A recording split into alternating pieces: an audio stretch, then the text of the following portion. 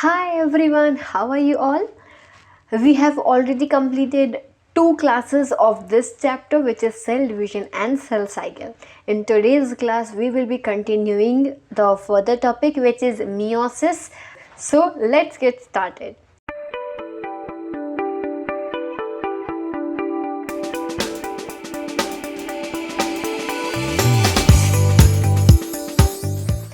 जैसा कि हम जानते हैं कि हमने ऑलरेडी 2 लेक्चर्स के कंप्लीट कर लिए हैं, तो जिसने भी इस चैप्टर के प्रीवियस लेक्चर्स नहीं देखे हैं उन्हें डिस्क्रिप्शन में लिंक मिल जाएगा, वो जाइए और उन 2 लेक्चर्स को ज़रूर देखिए, क्योंकि वो हमने बहुत मेहनत से प्रिपेयर करे हैं। बहुत प्यारे एनिमेशन के साथ में आपको पूरा सेल डिवीज़न सेल साइकिल समझाया गया है।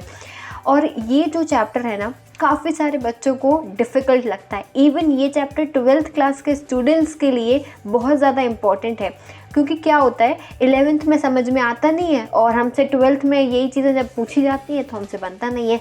तो जितने भी 12th के बच्चे अगर ये वीडियो देख रहे हैं और अगर उन्हें क्लियर नहीं है तो वो ये अपने बाकी के फ्रेंड्स में भी शेयर ज़रूर करना, जिससे कि उनका भी ये कॉन्सेप्ट क्लियर हो जाए।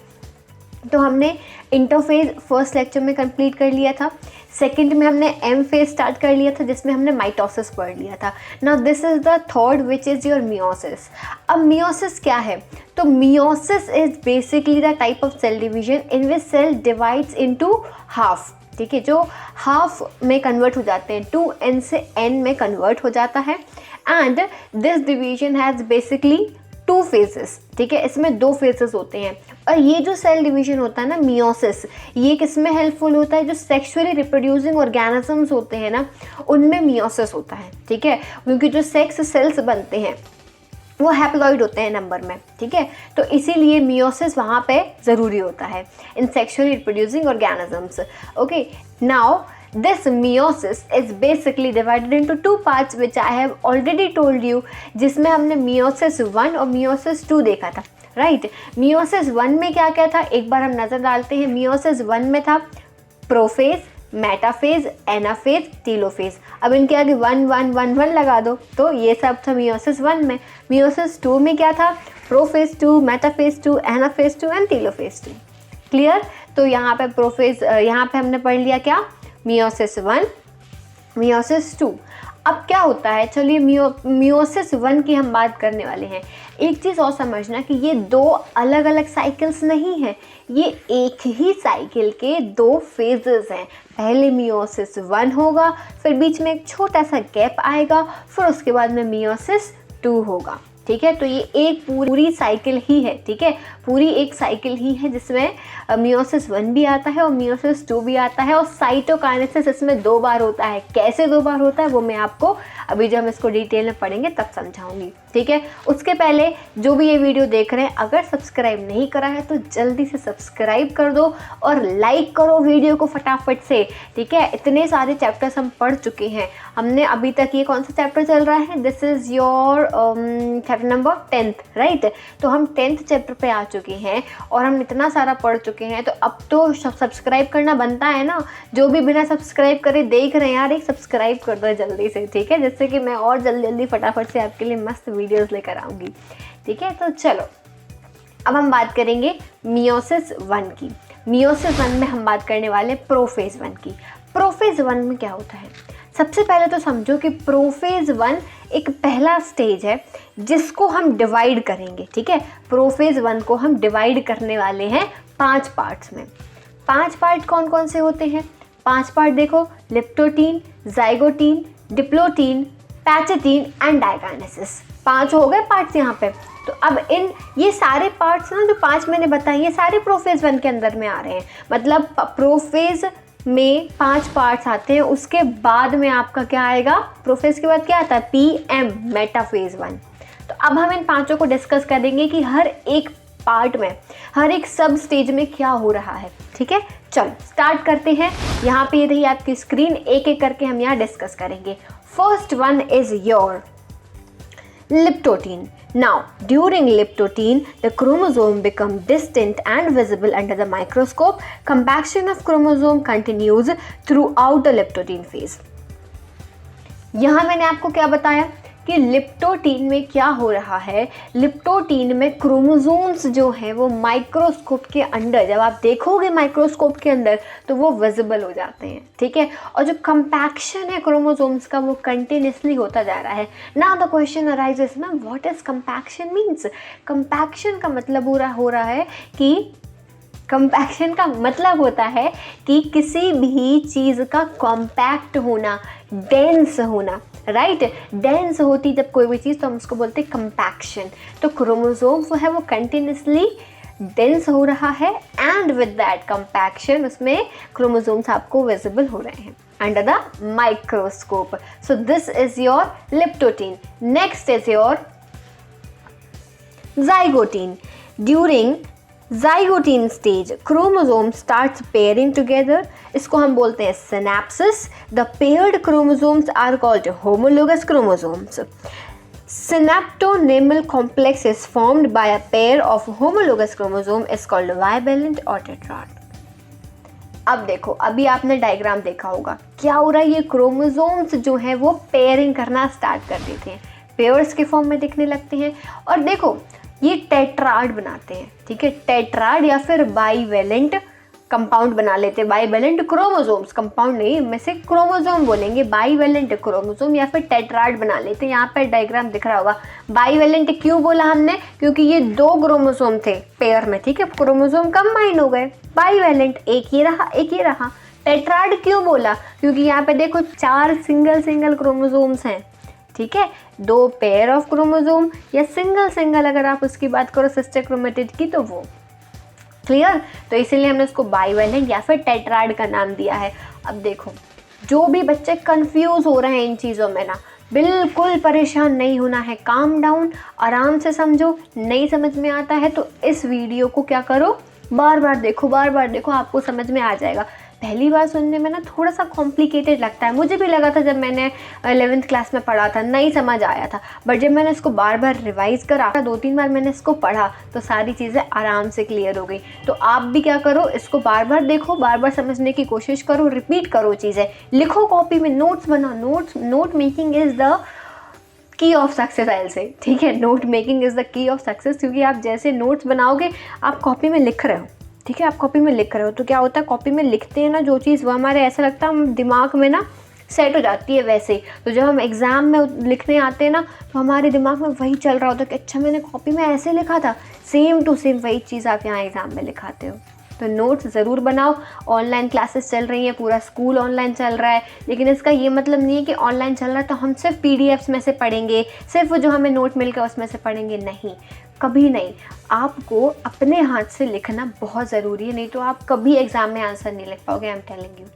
सो try to make your own notes, try to write in your copies, do not just rely on those PDFs or those available notes or short notes, ठीक है।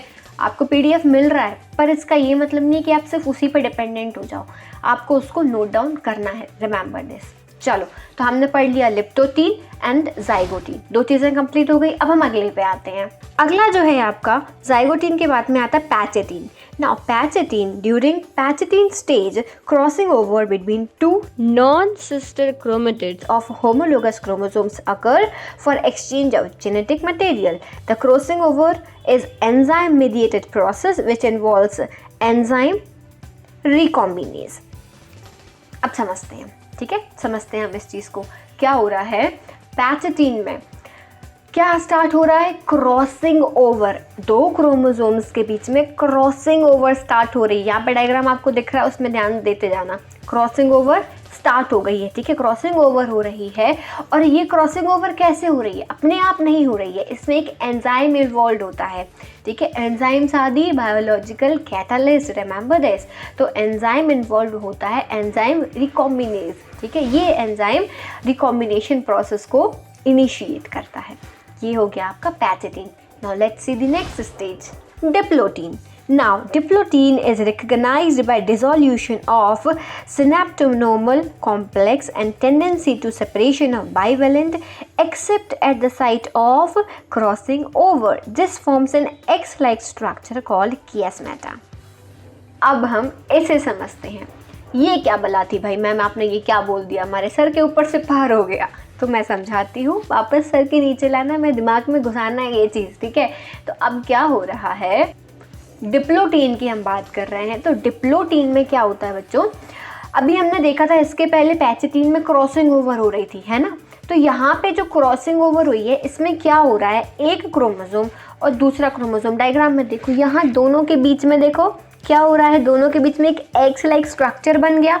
यहाँ का जो एक्स था वो दूसरे वाले क्रोमोसोम के एक्स के साथ में और अभी भी रिकॉम्बिनेशन में है, वो क्या क्रॉसिंग ओवर कर रहा है। तो जो वो पॉइंट है ना, जो पॉइंट है जहाँ पे दो क्रोमोसोम्स पॉइंट पे एक क्रॉस कर रहे हैं, उसको हम बोलते हैं कियासमेटा।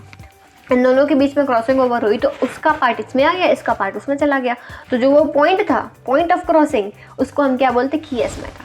तो डिप्लोटीन में कियासमेटा का फॉर्मेशन हो जाता है, एक्स लाइक क्रोमोसोम्स बन जाते हैं। क्लियर, बहुत अच्छे से समझना है हमें, इसलिए मैं इसको बहुत स्लोली समझा रही हूँ कि कोई डाउट नहीं होना चाहिए, दिमाग में सेट होना चाहिए सारी चीज़ें। Next one, diakinesis. अब ये लास्ट रहेगा, ठीक है। किसका लास्ट, प्रोफेज 1 का लास्ट है diakinesis. Diakinesis is marked by terminalisation of chiasmata, the nuclear membrane breaks and nucleolus disappears. Let's understand this one, ठीक है। इसमें क्या हो रहा है, डायकाइनेसिस में जो कियासमेटा था वो हट रहा है, कियासमेटा का ब्रेक डाउन हो रहा है, मतलब वो जो दो क्रॉसिंग ओवर थी वो हट गई, ठीक है, वो हट गए। अब कियासमेटा तो हट गया, वहाँ पे कियासमेटा नहीं है, बट ऑलरेडी उस क्रोमोसोम के पास में इसका पार्ट है, इसके पास में उसका पार्ट है। समझ गए ना, डायग्राम से समझ में आ रहा होगा, जो कलर डिफरेंसेस आपको दिख रहे हैं इससे आपको क्लियर हो रहा होगा। अब क्या होता है, nuclear membrane breaks, totally breaks, nuclear membrane हट जाती है, डिसअपीयर हो जाती है, ठीक है। तो इतना किस में हो गया, डायकाइनेसिस में हो गया। अब हमने पांचों स्टेजेस पढ़ ली, किसकी, प्रोफेज 1 की पांचों स्टेजेस हमने कंप्लीट कर ली। अब प्रोफेज 1 के बाद में क्या आता है, मेटाफेज 1 आता है। तो मेटाफेज 1 में क्या हो रहा है, यहाँ पे आपको जो डायग्राम दिख रहा है, मेटाफेज 1 में जो आपका क्रोमोसोम्स थे ना, वो जाके सेंटर में इक्वेटोरियल लाइन पे एक सिंगल लाइन के फॉर्म में यहाँ पे अरेंज हो जाते हैं। तो हमने उसमें भी पढ़ा था, जो हमने पिछली क्लास ली थी उसमें भी मैंने ये बताया था कि मेटाफेज में सेंटर में इक्वेटोरियल लाइन, ठीक है, क्या बोलते हैं हम उसको, मेटाफेज प्लेट बोलते थे, ठीक है। इसमें भी सेम वही हो रहा है कि क्या हो रहा है, मेटाफेज में जो क्रोमोसोम्स है वो सेंटर पे जाके एक लाइन में अरेंज हो गए हैं। क्लियर। और क्या हो रहा है, microtubules move towards the poles and get attached to the homologous chromosomes. तो ये दो चीज़ें यहाँ पे हो रही हैं।